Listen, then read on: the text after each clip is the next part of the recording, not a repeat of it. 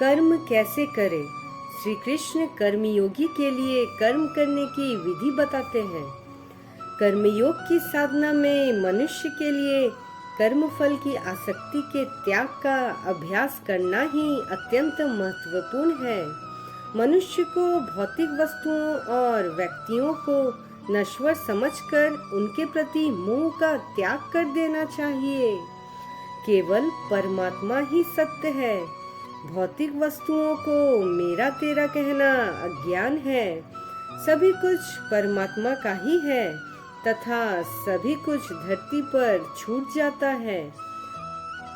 मनुष्य एक तिनका भी अपने साथ नहीं ले जाता।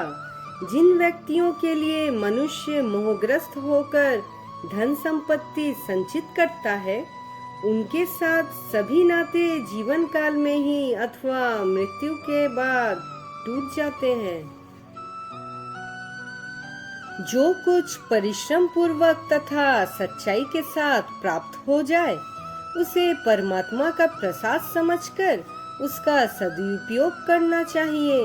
भौतिक पदार्थों का मोह छूटने पर उनका आकर्षण एवं प्रलोभन समाप्त हो जाता है तथा मनुष्य अप्राप्त को प्राप्त करने की और प्राप्त का संरक्षण करने की चिंता नहीं करता। आत्मा सत्य है तथा नाम और रूप वाला यह देह असत्य है। मैं देह नहीं हूँ, मैं आत्मा हूँ। यह देह तो वस्त्र की भांति नष्ट होने पर यही छूट जाएगा।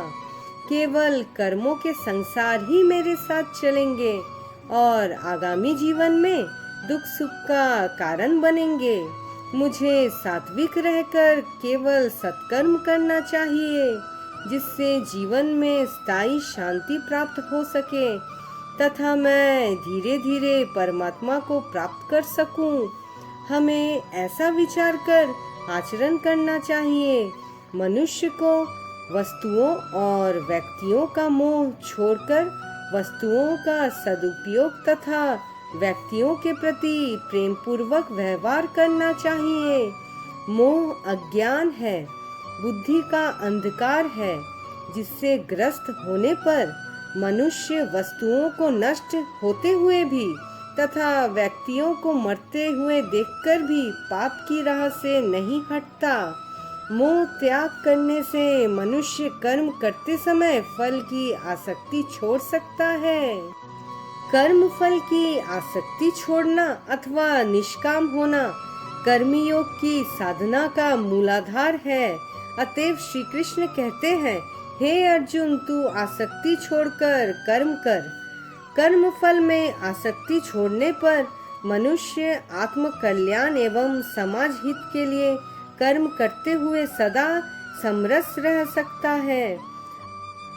कर्मयोगी कर्म करने के लिए कर्म करता है, अर्थात कर्तव्य पालन को धर्म मानकर उत्तम कर्म करता है तथा कर्म करने में ही आनंद का अनुभव करता हुआ अपनी कृतार्थता मानता है। वह जानता है कि फल तो प्रभु के अधीन है, अतएव उसकी चिंता करना व्यर्थ है।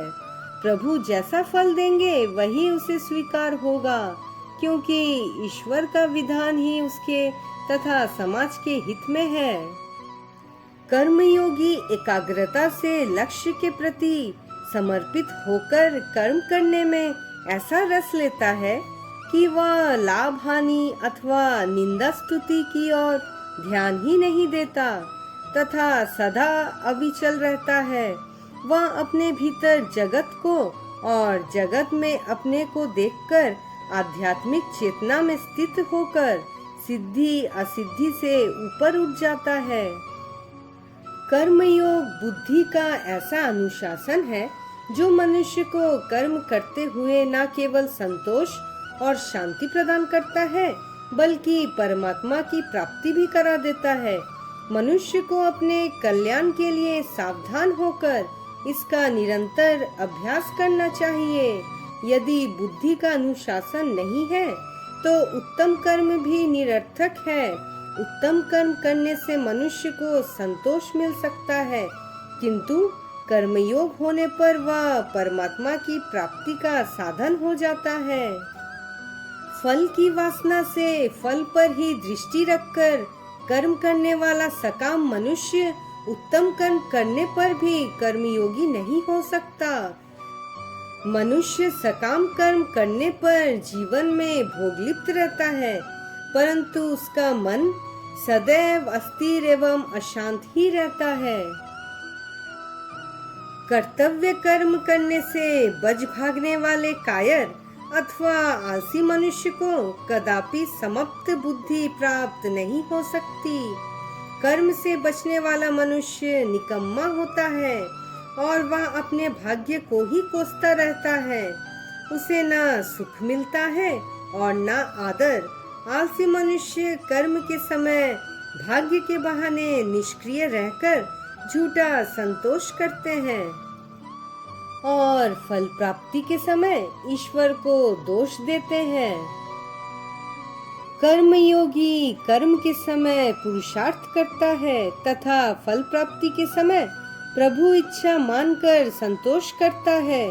श्री कृष्ण अर्जुन को यही समझा रहे हैं कि कर्तव्य कर्म से पलायन करने वाला मनुष्य जीवन में कभी कोई महान उपलब्धि नहीं कर सकता और कभी मन की स्थिरता भी नहीं पा सकता। निष्काम होकर अर्थात निस्वार्थ एवं पवित्र भाव से पुरुषार्थ करना मानो प्रभु के उद्देश्य को पूरा करना है। मनुष्य को नीच कर्म तो कदापि करना ही नहीं चाहिए, किंतु उत्तम कर्म भी मन में फल की इच्छा रखकर नहीं करनी चाहिए। मनुष्य के लिए निष्काम कर्म करना ही श्रेष्ठ है।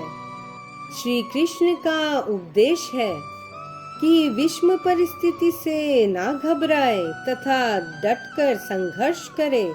संघर्ष से बचने वाला मनुष्य अधम होता है, किंतु राग द्वेष और अहंकार छोड़कर सात्विक भाव से संघर्ष करना चाहिए तथा विघ्न बाधाओं से कदापि भयभीत नहीं होना चाहिए, क्योंकि मनुष्य का अधिकार केवल कर्म करना है और फल सदैव ईश्वर अधीन है। निष्काम होकर अर्थात फल की आसक्ति छोड़कर संभाव से कर्तव्य कर्म करना एक योग्य है, जो मनुष्य को परमात्मा का साक्षात्कार करा देता है तथा मोक्ष का द्वार खोल देता है।